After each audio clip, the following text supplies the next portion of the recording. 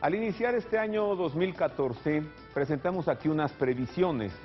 Dijimos que se cumpliría el aniversario número 100 del estallido de la Primera Guerra Mundial. Eso ya ocurrió. Y en esta mesa vimos como previsible un escenario con todas las posibilidades de un conflicto bélico mundial.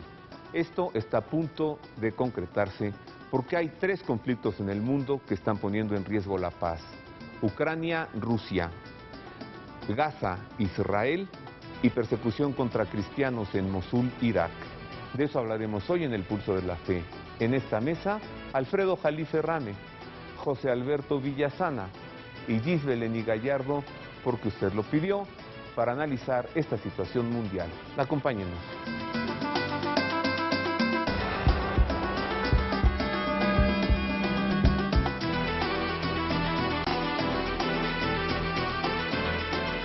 Pues es un gusto saludarle como cada semana. Usted habrá pensado, ¿por qué no tratas este tema ya? Porque estábamos esperando a que se configurara más. Y a partir de la tregua de unos días, dijimos, vamos con el tema de inmediato. Es algo impostergable. Comencemos de una vez.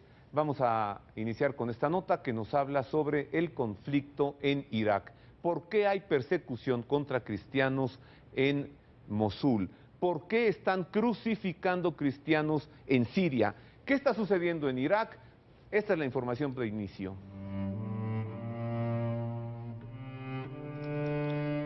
El miércoles 16 de julio, miles de cristianos de la ciudad de Mosul, en Irak, despertaron viendo una señal en sus puertas con la letra N, la inicial de Nazara, que significa nazarenos, término referente a los cristianos en algunos países árabes.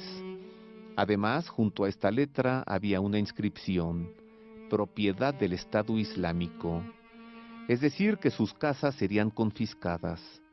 Al viernes siguiente, miembros del grupo extremista ISIS repartieron panfletos con 3 opciones para los cristianos. La primera, convertirse al Islam; la segunda, pagar al Estado una suma de dinero no especificada; o la tercera, la espada.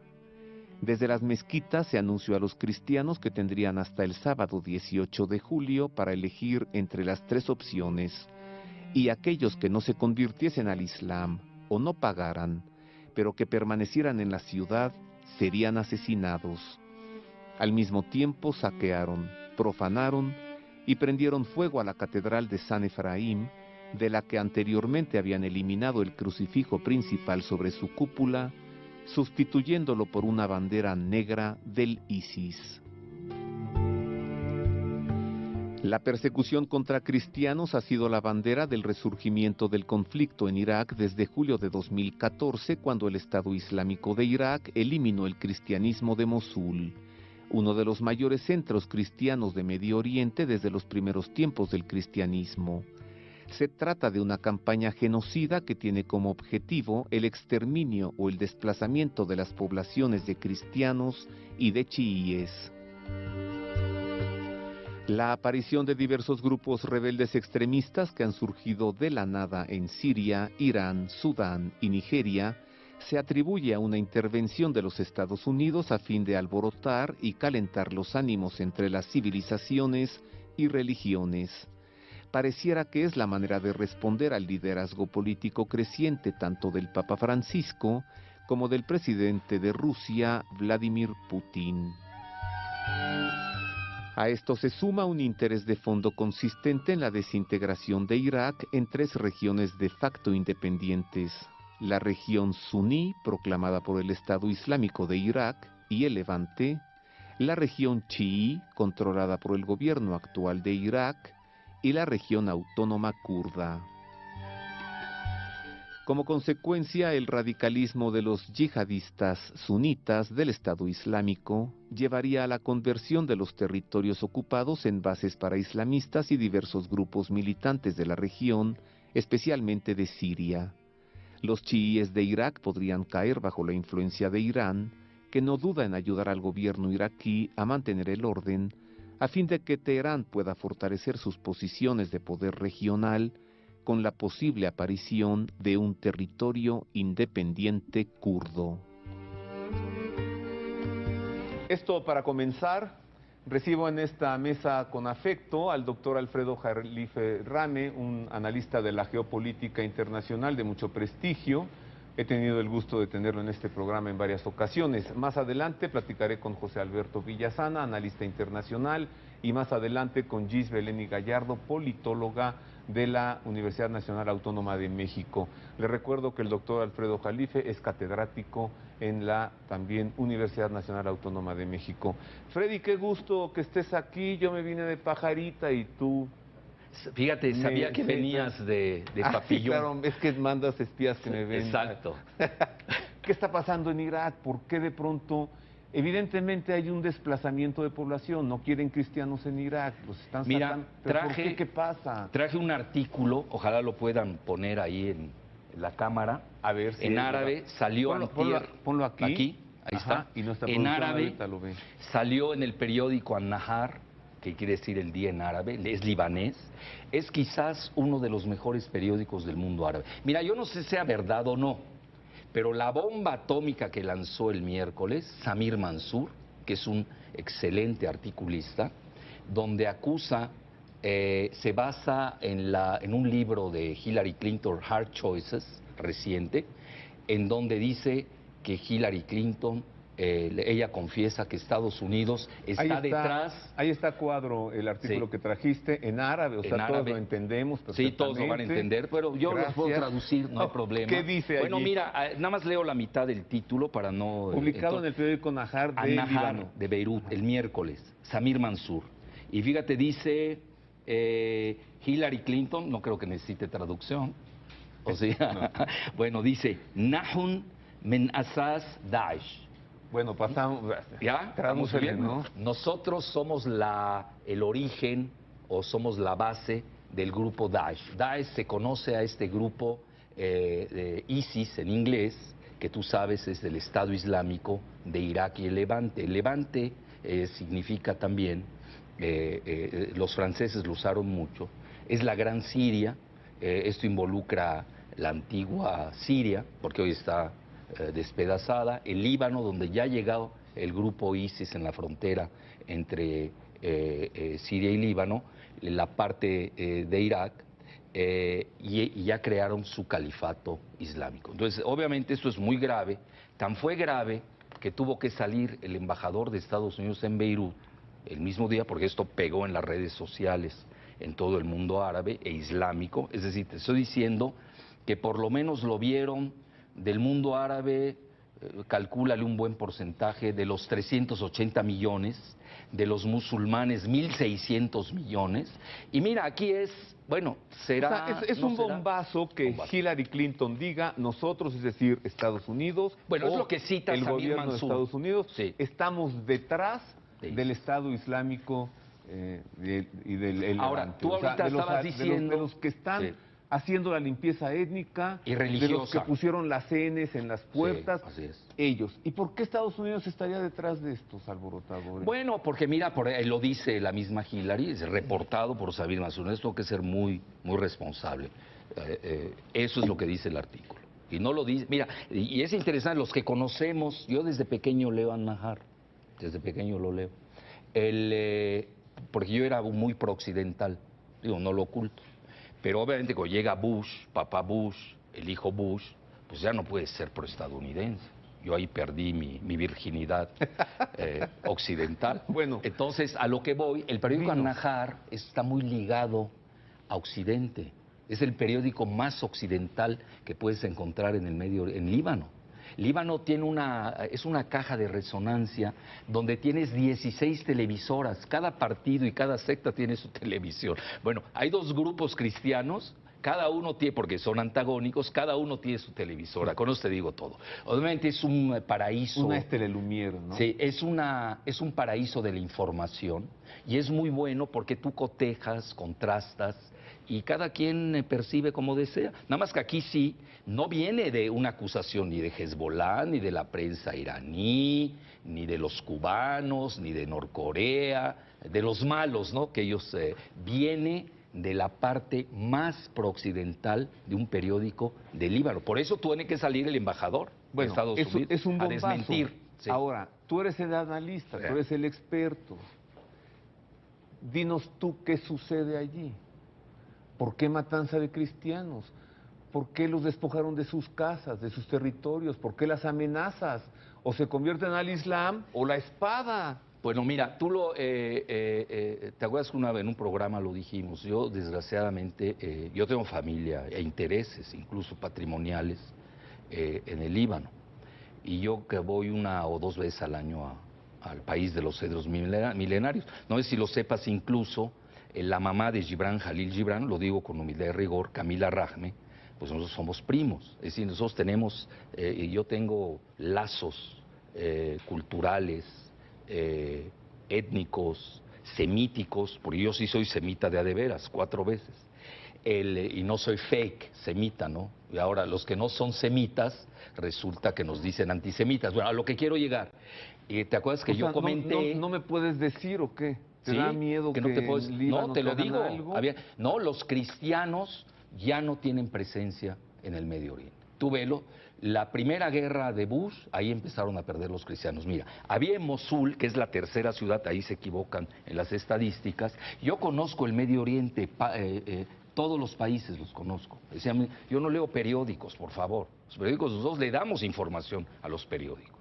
Entonces, sí, bueno, luego alguien lee un periódico y te viene aquí a decir cómo está el Medio Oriente, ¿no? Cuando ni saben bueno, dónde hay un lago, dónde hay un río. Así empezaste tú hoy. Bueno, pero no, pero es decir, este periódico es importante por lo que representa. Estoy analizando a lo que voy. Hay en Mosul, era uno de los centros de los caldeos iraquíes. Los caldeos son los católicos que reconoce el Vaticano, igual que los católicos maronitas. Yo soy católico maronita, con mucho orgullo, pero eso es en mi vida privada. Yo soy laico en mi vida política. Es decir, a mí, quien profese la religión que quiera, que lo haga, pero que no se meta conmigo. Incluso mi esposa yo voy a ser enterrado bajo el rito católico maronita. Creo en eso. Es creencia, no es científico. Alfredo, pero a lo que quiero llegar tengo 3 minutos más contigo.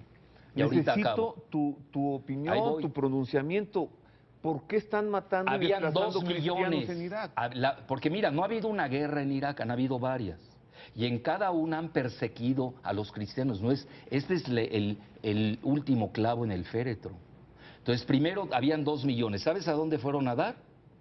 1,5 millones a Siria. Y luego los persiguen. En Siria los están crucificando. Pero son los iraquíes. Y buena parte de ellos ahora se está yendo al Líbano. Y ya entró el ISIS, o el Daesh famoso, los yihadistas de Islam. O sea, y luego quedaron 500,000 en Mosul, que es la tercera ciudad más importante después de Basora. Y los acaban de amenazar. Y ahora, ya los corrieron de Mosul, porque y ahora se fueron a una ciudad que se llama Karakosh, donde habían 50,000, y ya los últimos cristianos que están en Irak ya salieron y ya están en la parte de Kurdistán. Se trata de un desplazamiento de población. Sí. Y cuando sucede esto es porque algo viene detrás. Bueno, están recambiando la cartografía. Musulmanes árabes. Es la cartografía del Medio Oriente. Lo que importa ahí es el petróleo, obviamente, y quién controla a estos grupos que van a controlar el petróleo. Eso es lo importante. Vamos a ver otra nota. Por ahora, 1000 gracias, Freddy. Regreso contigo. Vamos a ver esta nota que nos habla sobre, cambiemos al segundo conflicto, Ucrania-Rusia. A partir del derribamiento, porque se ha demostrado que eso fue, no se cayó, lo derribaron al avión de Malaysia Airlines. A partir de eso, esto es mucho más evidente. Hay un conflicto entre Ucrania, Rusia, y hay intereses de terceros metidos allí. Ahora pasemos a este segundo conflicto. El 17 de julio fue derribado el vuelo MH17 de Malaysian Airlines en la frontera entre Rusia y Ucrania, en el territorio donde se enfrentan milicias de ambos países. La versión oficial es que fueron prorrusos quienes derribaron el avión, pero diversos testimonios apuntan a que se trata de una falsa bandera, es decir, que el ejército de Ucrania derribó la aeronave para culpar a Rusia y tener pretexto de endurecer sanciones y provocar una guerra. El testimonio más llamativo es el de un operador de la torre de control aéreo de Kiev, quien transmitía a través de su cuenta de Twitter lo que sucedía en tiempo real. Gracias a esos mensajes hoy se sabe que el avión fue obligado a bajar a 10.000 pies de altura y a desviarse 14 kilómetros al norte a fin de hacerlo pasar sobre la zona donde se tenía preparado el misil tierra-aire que lo derribaría. Inmediatamente después del atentado, el operador aéreo informó que había sido el ejército de Ucrania el que derribó el avión. Al poco tiempo llegaron los servicios secretos de Ucrania y confiscaron todas las comunicaciones entre la torre y el avión. El operador aéreo que envió los mensajes por Twitter desapareció y sigue desaparecido hasta ahora. A los pocos minutos de derribada la aeronave, el presidente de los Estados Unidos, Barack Obama, declaró a los medios de comunicación, sin ninguna investigación de por medio, que Rusia lo derribó. Esta premura no hizo más que fortalecer la tesis de que realmente se trató de un ataque de falsa bandera. Con este atentado, Estados Unidos pretende tres cosas. A corto plazo, obligar a sus aliados de la Unión Europea a no seguir comprando a Rusia el Gazprom. Tener una excusa militar para atacar a Rusia en un intento por recuperar la península de Crimea. Y a mediano plazo, contar con una justificación ante la opinión pública mundial a fin de emprender una guerra total que le permita reactivar su devastada economía. Ahora recibo con afecto a José Alberto Villasana. Él es un analista internacional de mucho prestigio y también un gran comentarista en este programa. Ha estado con nosotros varias veces. José Alberto, ¿te acuerdas que al principio de año tú, Alfredo Jalife, Ernesto Farril también, analizamos el panorama para este año y todos coincidimos? Viene un gran conflicto mundial. Mundial. Sí, así es, así es. ¿Relacionas a Ucrania y Rusia con esto? Desde luego, yo creo que es el punto en donde hay más conflicto en este momento entre Rusia y el occidente, Estados Unidos y la OTAN. Esto comienza sobre todo a efervecer en marzo, cuando viene este golpe de Estado civil, porque es un golpe de Estado, aunque no sea militar, derriban al presidente y toman el poder estos proucranianos que son pues muy radicales. Ese es el primero. Después viene en mayo el genocidio que lleva a cabo mafioso, jefe de la mafia ucraniana, israelo-ucraniano, que es Igor Kolomovsky, al que le dan el estado precisamente que está gobernando ahora en el Donetsk, que es precisamente a donde dirigen el avión y que lo derriban el 17 de julio, que es el último, digamos, de los eventos. Oye, ¿es coincidental que sea el segundo avión de Malasia que se cae? Pues habría que ver por qué están usando estos aviones. Esta ruta es una ruta normal. Ahora, lo interesante ahí es que nos encontramos sin duda ante una bandera falsa, es decir, un acto provocado por el mismo ejército ucraniano y Igor Kolomovsky para echarle la culpa a Rusia y tener este casus belli, o sea, este pretexto de guerra. ¿Por qué? ¿Por qué sabemos que es una bandera falsa? Bueno, primero porque a este avión se le acerca un Su-25 militar y lo obligan a desviarse hacia el norte, hacia la zona del Donetsk. ¿Se conoce la bandera de ese avión? Es ucraniano. ¿El militar? El militar es ucraniano, sí. Oye, qué horror, yo me imagino. Pero además después lo hacen bajar a 10.000 pies de altura. Es decir, lo llevan al lugar en donde le tiran el misil que lo derriba. Es interesante porque un controlador aéreo, un operador de la torre de control de Kiev... Sí, lo decía en la nota, lo decíamos en la nota. Que está exactamente con su Twitter, está narrando todo esto, o sea, cómo lo van desviando y cómo, dice él, el ejército ucraniano lo acaba de derribar. ¿Te imaginas qué horror que eres pasajero en un avión, traes tus cacahuates japoneses aquí y de pronto ves un avión militar y que te hacen bajar súbitamente. Así es. Sí, Tal vez de desviarte 14 kilómetros no te das cuenta, pero de que estás bajando con el avión atrás. Exactamente. ¿Qué sucedió con la caja negra, con algún informe de los pasajeros, sus celulares? La caja negra nota? está todavía en análisis y el gobierno chino ha advertido de que al ser de fabricación británica es posible que el Reino Unido la vaya a alterar. Esto es el gobierno chino, que está desde luego de la parte de Rusia en este momento. Entonces, yo en mi página de internet puse los twitters que va mandando que es de nacionalidad española, por cierto, los pone en inglés y en español, en donde va narrando todo esto. ¿Subiste los tweets de él? Sí, y también las imágenes satelitales en donde se ve el desvío del avión hacia el Donetsk. ¿Cuál es tu página de internet? Es ultimostiempos.org.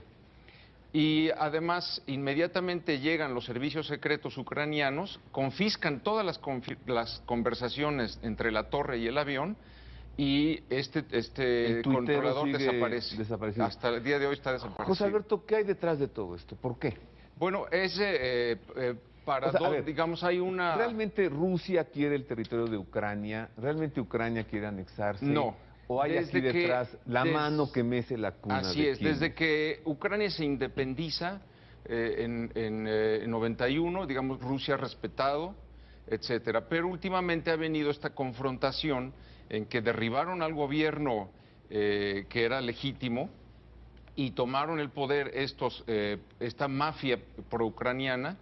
Además viene la separación de la península de Crimea, también por una votación, es así democrática, y entonces viene toda esta disputa, sobre todo por los hidrocarburos. Igor Kolomoisky, que es seguramente el que derribó el avión porque él tiene su ejército propio. El mafioso. El mafioso, que es un banquero, que es dueño de una compañía de gas y de hidrocarburos que se llama Burisma, a quien, por cierto, hace un mes trajo como asesor al hijo de Joe Biden, el vicepresidente de Estados Unidos, para que veas tú la relación, y al asesor de John Kerry, los metió en el Consejo de Administración de Burisma. Entonces ves la relación entre Estados Unidos y este mafioso. Entonces, él es el que está seguramente detrás de este atentado directamente, es decir, esta mafia pro-israelí ucraniana a través de Kolomoisky. Entonces, ese es el primer objetivo, los hidrocarburos, hacerse de los hidrocarburos. Y segundo, ver la posibilidad de Estados Unidos y la OTAN de recuperar Crimea, porque ya lo perdieron y es muy estratégico en esa zona. Y tercero, provocar la guerra mundial, es decir, que Rusia entre a atacar. De suyo ya están en la frontera los ejércitos en la frontera con Ucrania. Y hace 2 o 3 días hubo una ejercitación con 100 aviones militares diciéndole estamos ya preparados. Se habla incluso de que en el invierno Rusia le corta el gas a Europa, fíjate, en el invierno, y que va a empezar a prohibir los vuelos sobre Siberia, o sea, los vuelos que van hacia Asia.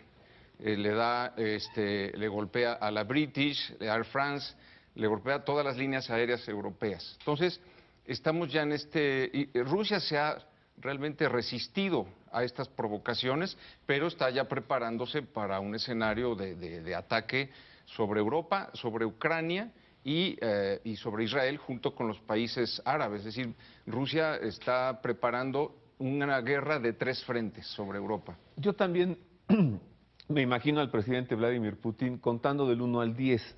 Sí, también. Mordiéndose la lengua diciendo aguanta. Yo ya lo veo en 8, sí, 9. Así es. Lo que no entiendo, José Alberto, es este desprestigio, esta enemistad que pudiera ganarse al cortar el gas a Francia, Italia, España.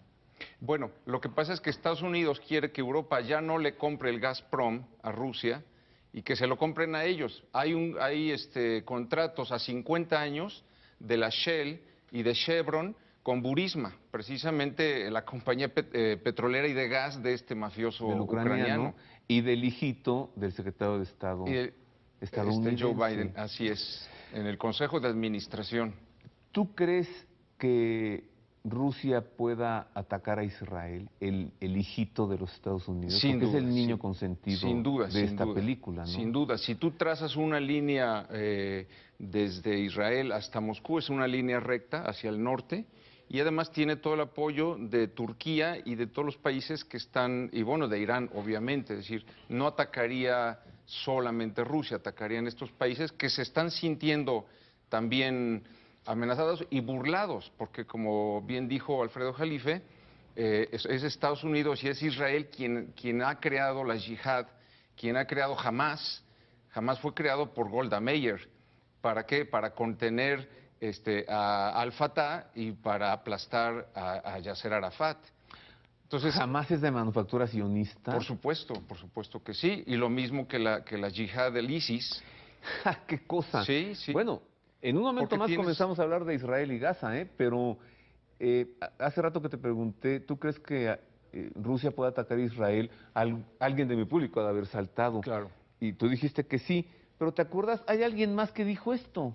Ah, bueno, lo dijo Benjamín Netanyahu. No más, el primer ministro en israelí. en la primera vez que fue primer ministro, 95, 96, un periodista le pregunta, ¿usted cree que algún día Rusia atacará a Israel? Y Netanyahu dice, por supuesto que sí, lo dice la Torá, La Torá. ¡Sas! refiriéndose a el pasaje de Ezequiel 38. ¿Qué tal? Y ya viste que ya no es presidente Ariel Sharon. ¿No? Es decir, Y- ahorita ya Que era uno de los signos, digamos, que se pacificadores. acercaban a esto, sí. Pero va por la libre Benjamín Netanyahu. Así es. Y con así el es. bombardeo de 29 días sobre Gaza, Sí. ha demostrado de qué está hecho, ¿eh? Sí, desde O sea, luego, que sí. no tiene corazón, o si lo tiene con pelos. Así es, pero repito, ese es un instrumento jamás del propio Israel para tener la excusa, digamos, me tiran 4 cohetes, ¿no? Pero le suelto 20,000 toneladas de bombas. Regresa a Alberto, yo hago una pausa. Es breve, vuelvo con Gisbeleni Gallardo y después los tres en esta mesa para seguir analizando esta situación. Una pausa, regreso para analizar el tercer conflicto. Israel destruye Gaza. Ya, quedó arrasada. Y ahora les dicen, ya pueden regresar a sus casas. ¿Cuáles casas? Es que ¿cuáles? Vuelvo con esto y con más.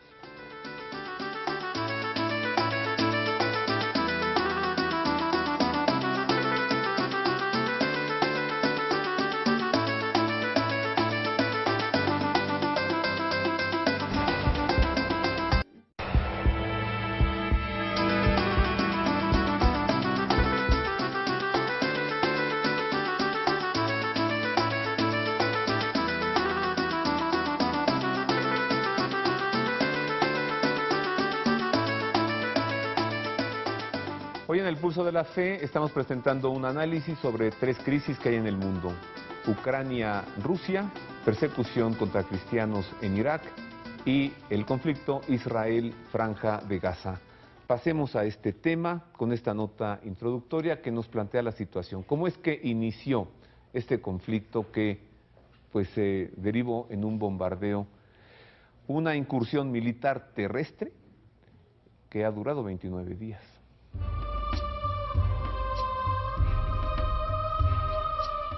El 2 de junio, 3 estudiantes israelíes, Gil Adshael, Naftali Frenkel y Eyal Yifarach, fueron secuestrados al abordar un automóvil que los llevaría a los alrededores de la ciudad de Hebrón, en Cisjordania. De inmediato, el primer ministro de Israel, Benjamín Netanyahu, culpó a la organización palestina Hamas y manipuló la información ante la opinión pública de Israel, pues aunque los estudiantes murieron durante el secuestro, se hizo creer incluso a sus familiares que estaban con vida. Y Netanyahu insistió en emprender una búsqueda exhaustiva y en castigar a la población palestina. El ejército de Israel lanzó la campaña militar Regresen a nuestros jóvenes y tomaron pueblos y aldeas, irrumpieron hogares y mataron a 6 personas. El ministro de Defensa, Moshe Ya'alon, insistió el 14 de junio en la posibilidad de que siguieran vivos y en continuar su búsqueda con arrestos masivos. Mientras tanto, un grupo de extremistas israelíes avivó la violencia al golpear y quemar vivo a Mohamed Abu Yair, un adolescente palestino de 16 años de edad. El 30 de junio, Benjamín Netanyahu, tras la confirmación del hallazgo de los cadáveres de los 3 jóvenes, expresó: Hamás es el responsable y jamás pagará el asesinato de los niños. A pesar de que Khaled Meshal, dirigente político de Hamás, ha rechazado por completo la responsabilidad de su organización en el crimen de los jóvenes israelíes. Por su parte, los palestinos acusan a Israel de iniciar ataques para disolver el acuerdo del gobierno de unidad al que llegaron Hamás y la Autoridad Nacional Palestina que gobierna Cisjordania. Este conflicto le ha permitido a Israel hasta ahora activar las 7 baterías de su sistema de defensa antimisiles, bombardear Gaza desde tierra y por aire, e iniciar la invasión terrestre de la Franja de Gaza, ocupando más territorios. Aunque lo más razonable es un alto al fuego, el Estado de Israel evidentemente se ha aprovechado del secuestro de los 3 estudiantes israelíes para devastar la infraestructura de Palestina, sus plantas eléctricas y desplazar a su población, mientras las imágenes de cientos de niños, mujeres y hombres palestinos que sufren esta escalada de violencia dan la vuelta al mundo y dan cuenta del dolor y sufrimiento del pueblo palestino. La horrible verdad que subyace en este genocidio es que las diferencias ideológicas, los intereses económicos en las reservas de gas de toda la costa de Gaza, la ubicación geográfica estrategia de Palestina, el interés territorial en la zona, la necesidad imperante de Estados Unidos de generar una guerra para reactivar su economía y poder competir con los nuevos grandes protagonistas internacionales, Rusia y China, parecieran ser justificaciones suficientes para el exterminio del pueblo palestino.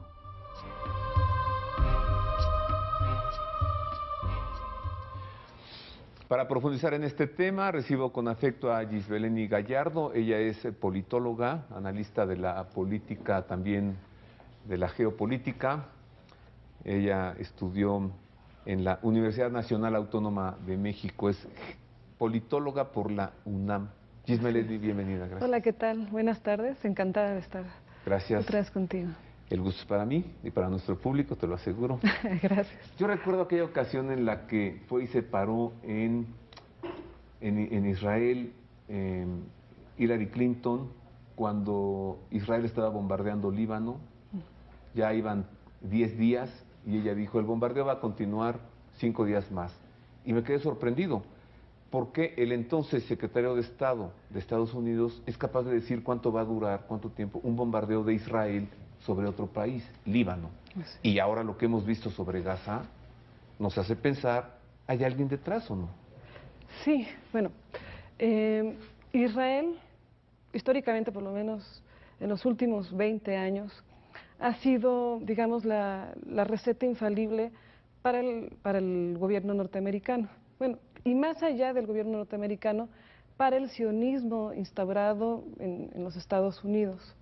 Tras la pérdida de hegemonía política, la incapacidad o esa falta de astucia política y de intervención bélica que ha tenido en el último año Barack Obama, la imposibilidad de desarrollar el conflicto en Siria, pues van a la fórmula que les ha resultado históricamente, o sea, no se meten en mayor complicación y arman al puro estilo norteamericano con una bandera falsa. Lo vimos en la nota, el secuestro, el aparente secuestro y asesinato de estos 3 jóvenes, pues, que ha motivado el bombardeo y pues el genocidio, porque lo que está sucediendo en Palestina es un genocidio. Pero, ¿por qué dijiste aparente secuestro y asesinato de estos jóvenes? ¿Realmente los mataron? ¿Aparecieron los cadáveres de los 3? Sí, pero se armó toda una trama hollywoodesca, ¿no? Primero estaban secuestrados y no los encontraban. Y después aparecen en un territorio bastante, digamos que perfecto para la receta, ¿no? Y bueno, sale el presidente, el primer ministro Benjamín Netanyahu, y dice que Israel no va a permitir que sigan masacrando a sus niños y que, bueno, y anuncia el inicio del bombardeo a Palestina. Pero además, oye, dice, jamás tiene que pagar. Así es. La población palestina tiene que pagar. A ver, 3 jóvenes contra... Van más de 1.800 muertos oficiales, la cifra oficial son más de 1.800. Yo ya tengo el dato, 1850. Más de 1.850 muertos. Del lado israelí van 10 muertos. O sea, esto marca la proporción. Y digo, también para que tengamos una proporción exacta de lo que está ocurriendo en Israel, Palestina, histórica, bueno, los últimos años hasta es el campo de concentración más grande del mundo.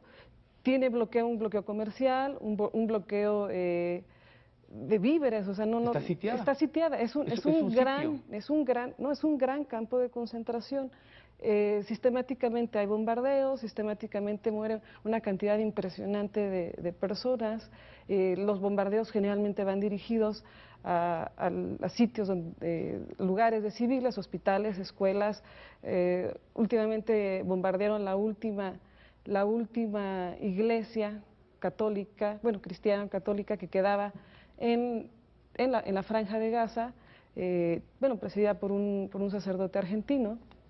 Y bueno, también eso entra a la perfección dentro de todo el entramado político internacional, ¿no? Lo que está sucediendo, el exterminio del cristianismo en Medio Oriente, las fechas están perfectamente sincronizadas con los conflictos en Ucrania, lo que está ocurriendo también en Siria. Y bueno, y hay que decirlos que no es en sí mismo el objetivo de Israel. En cierta parte es la provocación, lo que comentaban hace rato, la provocación a un bombardeo por parte de Rusia, pero también es la puerta a Siria. El objetivo, no perdamos de vista que es petróleo y es la puerta a Siria. ¿Dices que esto es para provocar que Rusia ataque a Israel? Sí, por supuesto. ¿De veras? Sí. Va perfectamente dirigido. Es decir, ¿no tienen tampoco mucho interés en la población israelí que está en Israel, que son 3 millones de personas? Tiene dos aristas, ¿no? Sí les importa a la población israelí. ¿Cómo les importaban las Torres Gemelas de Nueva York? Más o menos así. No, es que, digamos, racialmente, digo, tal vez el término sea incorrecto, pero creo que queda mucho más bien mejor explicado. Racialmente, las pérdidas, digamos, humanas han sido totalmente disparejas. O sea, es muy evidente que también buscan exterminar esta población que los israelíes consideran que han invadido su territorio, que religiosa históricamente les pertenece. O sea, sí hay de trasfondo una cuestión racial, ideológica, territorial, pero hasta cierto punto sí ha sido resguardada la población israelí. Esta proporción es perfecta, ¿no? 10 bajas de parte de Israel y 1.850 de parte de Palestina. Esto es muy evidente. Y por supuesto que la puerta es Siria, o sea, el objetivo aquí es el gas y es el petróleo y la conexión que tienen con los gasoductos europeos, que por supuesto vienen desde Rusia, y también con la entrada a los yacimientos de petróleo de Medio Oriente, el control que buscan también en Medio Oriente al petróleo. Entiendo que a ti no te macha, simplemente no te cuadra, que se haya cometido este genocidio en Gaza porque mataron a 3 jóvenes. O sea, simplemente tú no te la crees. No, es... les digo, fue una puesta en escena hollywoodesca, ¿no? Falsa bandera otra vez. Una falsa bandera. A ver, Gisbeleni, ¿tú relacionas de alguna manera la deposición del presidente egipcio, Hosni Mubarak, con esto de Gaza, que ahora Egipto dice hagan de Gaza lo que quieran, no nos importa nada? Sí, O sea, ¿Mubarak hubiera defendido esto o no? Por lo menos les hubiera permitido salir, ¿no? Ahorita lo que estamos viendo es que también Egipto los tiene los tiene bloqueados, no les permite salir y refugiarse a los palestinos. Entonces, les digo, exactamente están en una olla express, donde le están sistemáticamente, como de la manera que ellos consideran más eficiente, donde pueden matar mayor cantidad de civiles, pues los están bombardeando sin... Si Hosni Mubarak fuera el presidente de Egipto, y si viviera todavía, ¿qué crees que sucedería? ¿Qué crees que haría Egipto ante esto? Bueno, de entrada, Egipto estaría como mejor relacionado con la contraparte, que en esta bipolarización del mundo estaría mejor relacionado, incluso formando parte del otro bloque con Vladimir Putin y con las BRICS, la parte oriental, de entrada, ¿no? Ya no sería Egipto un aliado de Occidente como lo es al día de hoy. Y pues otra cuestión muy evidente es lo que comentaba, ¿no? Permitiría por lo menos el asilo, y no solo el asilo, sino también la distribución de víveres, ¿no? Que es algo que también ha venido agudizando la crisis en Palestina, no pueden recibir ningún otro víver o ningún otro alimento, agua, hablando de cuestiones básicas, medicamentos, que no venga de Israel. Ya en sí mismo ya implica una cuestión... Sí, una guerra psicológica, una guerra humanitaria. Aquí hay una tienda de raya y la tienda de raya es mía. Es mía. Y tú comes cuando yo quiero. Así es. Hoy en Gaza no hay agua, no hay alimentos y ahora no hay electricidad. Sí, no, y las tienen que pedir a la ONU o a Israel. Esos son los únicos fuentes de suministro que tienen. La gravedad, ¿no? Por eso decía que es... O a la iglesia, ¿no? Cáritas Internacional. Pero acaban de destruir, por ejemplo, la última iglesia católica que quedaba en la Franja de Gaza. Voy a hacer una pausa, Gisbeleni. Regreso. Claro tú también, sí. Tú quédate. Encantada. Porque vuelvo otra vez en esta mesa, Alfredo Jalife, José Alberto Villasana, Gisbeleni Gallardo, para juntos los tres comenzar a ver si es posible armar este rompecabezas y ver qué es lo que viene. Una pausa y volvemos.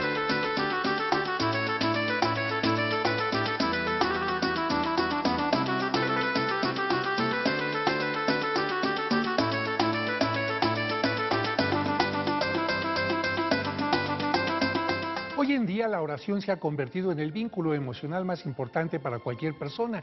Es la comunicación directa entre el ser humano y Dios. Orar es tener un diálogo íntimo con Dios, un encuentro con el ser amado para dar gracias por las bendiciones recibidas, para pedir por lo que más deseamos, pero sobre todo para llenarnos de fe y esperanza. A veces los problemas cotidianos nos rebasan y no sabemos qué hacer para solucionarlos. Una excelente alternativa para estar tranquilos es el hacer oración, y hoy en día está comprobado hasta por los terapeutas que la eficacia de rezar puede cambiar la vida, ya que nos llena el alma para vivir felices. ¿Y qué mejor manera de honrar a Dios que rezando el rosario?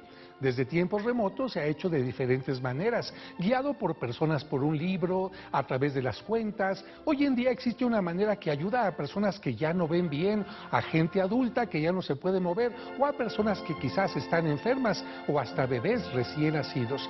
Y es el rosario electrónico de San Juan Pablo II. Este rosario nos va a ir guiando en cada una de las oraciones con la voz del Papa Mariano, ya que él fue uno de los papas que más ha impulsado que la gente hiciera oración.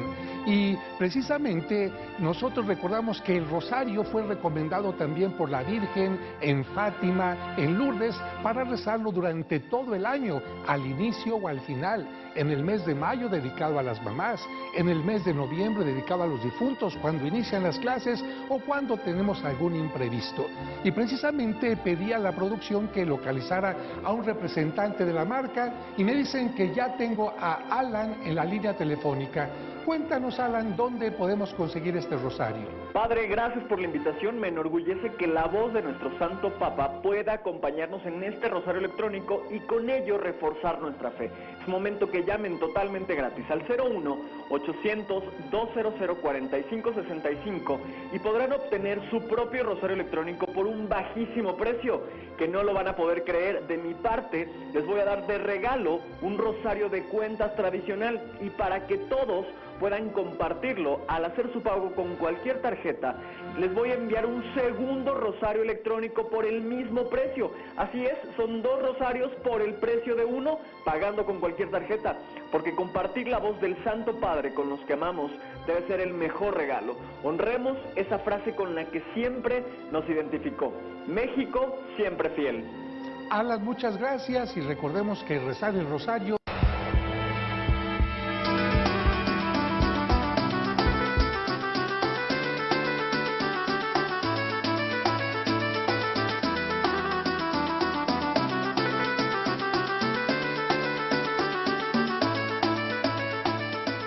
Continuamos con más de este programa.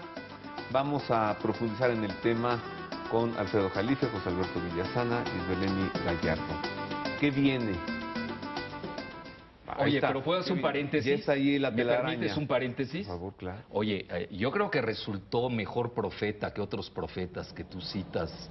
de Jeremías los viejos y miles, Toca Ezequiel, el nuevo profeta del siglo XXI, que es Tamir Pardo, el jefe de la Mossad, claro. que te diga que hizo Respecto a Tamir lo que Pardo. mencionaba Gisbeleni, de que esto de Gaza es una bandera falsa. De los 3 niños. Es decir, que estos 3 jóvenes Una realmente puesta en los escena, secuestran y los matan el mismo Israel.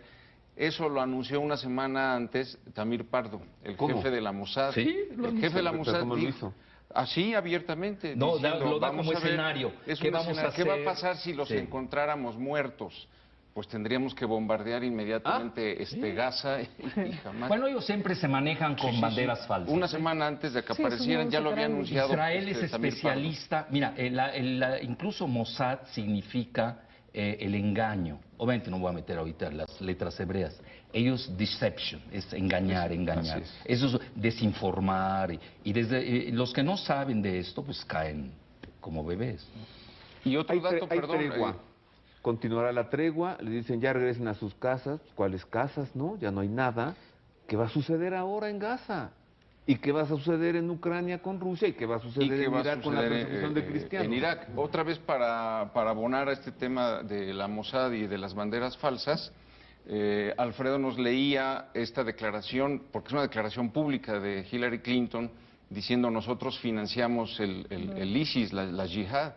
No solamente, sino que Veteran News, que es de gran inteligencia militar formado por veteranos, publica que el jefe de la yihad, del ISIS, que es el califa Abu Bakr al-Baghdadi, en realidad es un agente del Mossad, que se llama Shimon Elliot. ¿Qué viene, Gisbeleni? Híjole, ¿qué viene? Hasta suspiras. No, yo efectivamente creo que el cristianismo va a desaparecer de Oriente Medio. De hecho, los números el día de hoy ya son, una minoría. Cuando dije Rusia los Rusia está defiende. defendiendo a los No, cristianos. pero sí va a desaparecer Está porque desapareciendo. Sí. van en contra de 2 cuestiones. Una, de esta reconformación política de Occidente, de esta reunificación del cristianismo y que se convierte el cristianismo en eje ideológico de Occidente. Esto choca ideológicamente con la contraparte. El eje y con Rusia-Vaticano. Con el eje Rusia-Vaticano, y por eso tiene que desaparecer ideológicamente de donde ellos han financiado y mantenido el control los últimos 20, 30 años, ¿no? Vaticano, que es Medio te Oriente. fortaleces con Rusia, yo te saco a tu población cristiana. Te protejo ahí. Sí. El viernes mandó el Papa Francisco ya un negociador de la Santa Sede a Irak. Pues nomás Leonardo Sandri, ¿no? Sandri, Así sí. es. Sí. Pero Que es un buenazo. Es un buenazo. es un gran Fue diplomático. sustituto de la Secretaría de Gran Estado con diplomático. Benedicto XVI y fue nuncio en México 6 meses. Sí. Después Juan Pablo II se lo llevó allá y le dijo, ¿cómo viste México? Aquí está la fotografía. ¡Au! Sí. sí, o sea, pues, va a desaparecer. Y también veamos el contexto en el que se da el inicio del ataque de Israel hacia Palestina. Es posterior al acuerdo que se había generado en el Vaticano. Sí. Y el mismo día que derriban el avión. Es de manera simultánea, o sea, Simultáneo. la simultaneidad es una coincidencia. Y Si casi existieran la las misma hora coincidencias, casi en la misma que hora. pasa el avión de Putin sobrevolando Ucrania, Así yéndose es. a Rusia de su gira triunfal en Latinoamérica. Para hacer Tú hoy te de metes las en primeras- Russia Today, en 8 columnas, Así es. gira triunfal de Vladimir Putin a En Latinoamérica. Sí, todos estaban viendo los penales y los balonazos y él estaba Haciendo allí su haciendo banco de los alianzas y BRICS. su No, banco. pues ahí estaba con la Merkel. Brzezinski acaba de proponerle abiertamente en Foreign Policy a China hacer un G2 secreto ¿sí? Y Alemania y Rusia están negociando en secreto. Entonces ahorita, mira, cuando hay tres grandes jugadores geoestratégicos, y ahí nos vamos a las teorías de von Neumann, de juegos, que son, lo digo, no lo digo en orden, Estados Unidos, Rusia y China. Se vuelve muy circular, inestable, porque uno juega contra el otro, se alías contra el que subió y luego el otro se alía con el tercero y no acabas. Entonces es muy inestable la tripolaridad geoestratégica en la que estamos viviendo. En este momento. Entonces, en eso estamos viviendo. Entonces, ¿qué le propone Brzezinski a China? Abiertamente te lo digo. A nosotros no nos quieren en Latinoamérica. Bueno, qué gran secreto, dice Brzezinski, ¿no? De Estados Unidos. Y obviamente ahorita tienes el ascenso de Brasil, que es magistral. Entonces, nos repartimos Latinoamérica, Estados Unidos y China. Te doy toda Asia, no es broma, lo puedes buscar de Foreign Policy. Es más, hace la entrevista a un israelí estadounidense. ¿Toda Asia? Sí. Te regalo Asia, olvídate de Japón y sus islitas oscuras por las que no vamos a ir a una guerra. Pero, ¿qué me da? No, nos repartimos a África, pero ¿qué me das? Yo quiero Ucrania, Rusia y la Unión Europea como extensión de Estados Unidos. Ese es el conflicto de Ucrania. Y obviamente lo demás, bueno, ahí dejo yo candente, hay que leer entre líneas lo que dice del Medio Oriente Brzezinski. Dice, ahí les dejo el incendio del Medio Oriente, que en el mediano y largo plazo, ¿a quién le va a afectar? A Rusia y a China. ¿Por qué razón? El Cáucaso es una región islámica por antonomasia, que es el soft belly, es el bajo vientre estratégico de Rusia, pero además el 20% de Rusia tiene islámicos, con una demografía juvenil galopante. China, ¿cuál es su lado donde estás viendo atentados terroristas? Estás viendo precisamente en la región de Xinjiang, capital Urumqi, donde son islámicos. Entonces ahí tienes, o sea, con leer a Brzezinski tienes... Y si son extremistas estos islámicos, el caldo entonces está ardiendo. Claro, están creando esto. Y también siguiendo la tesis de la propuesta de Brzezinski, lo dice Alfredo, quien está financiando más a las dos partes que se están peleando en Ucrania, que es la OTAN, etcétera, y Rusia, es el mismo personaje, que es Jacob Rothschild, y todas las Blackwater, que está implicado en los autoataques del 11 de septiembre, están todos mismos, están en todos lados. Que por cierto es el que se salva del avión que dice que se perdió del Malaysian Airlines, el único de los 5 que tenían una patente nueva que iban a aprobar, y a los 2 días le dan el 100% de un semiconductor que es una nueva estrategia de guerra. Rothschild y todo eso, pues viven de la industria, y Soros viven de la industria armamentista, viven de los mercenarios, creando guerras. Ese es el gran negocio de este grupo. El tiempo se nos ha ido rapidísimo, pues tratamos de tocar este tema en su momento. Oye, ¿no hay un minuto para decir algo de Gaza? Si sucede, 10 segundos. 10, mira, hoy hay muchas crisis humanitarias en el mundo, incluso la frontera de México con los infantes centroamericanos, pero nada se compara a Gaza. Mira, tiene 360 kilómetros cuadrados, es la zona más pobre, quizás una de las más pobres del mundo, y aquí viene lo importante, el factor demográfico. Por eso es un crimen arrojar aunque sea una piedra contra Gaza, por una razón. 45% de la población en Gaza, debido al hacinamiento que ha provocado Israel, que viene con un bloqueo marítimo, terrestre y celestial desde el 9 de enero del 2009, o el 3 de enero, da igual, desde el 2009, principios del 2009, es peor el bloqueo que la guerra. Entonces, ¿qué está sucediendo? 45% de la población en Gaza tiene menos de 14 años de edad. Son niños. Y bombardean las escuelas, no tengo tiempo. Las escuelas que la ONU les había dado. Sí. Me duele que se nos haya ido el tiempo, pero hemos tenido muy buen programa, gracias a ustedes tres. Gracias a ti. Vamos a ver si sucede algo terrible, esperemos que no. Y si no, hagamos una cita para vernos aquí otra vez en enero y analizar las previsiones para 2015, si todavía hay mundo. Me quedé muy pesimista, sí. Gracias, Alberto. Va a ser otro mundo. Gracias, Alfredo. Gracias, Gisbeleña. Gracias. Sobre todo, gracias a usted por el favor de su atención. Continúa en la programación de Proyecto 40. Hoy, domingo, 11 de la noche, mi compañera Estela Olivera le espera en Código. Empiece la semana bien informado. Feliz domingo. Feliz semana. El próximo domingo, temazo aquí en el Pulso de la Fe, el purgatorio. Dios te guarde. Gracias. Dominus vobiscum. Et con spiritu tuo. Sit nomen Domini benedictum. Et soc nunc usque in saeculum. Aiutorium nostrum in nomine Domini. Qui fecit caelum et terram.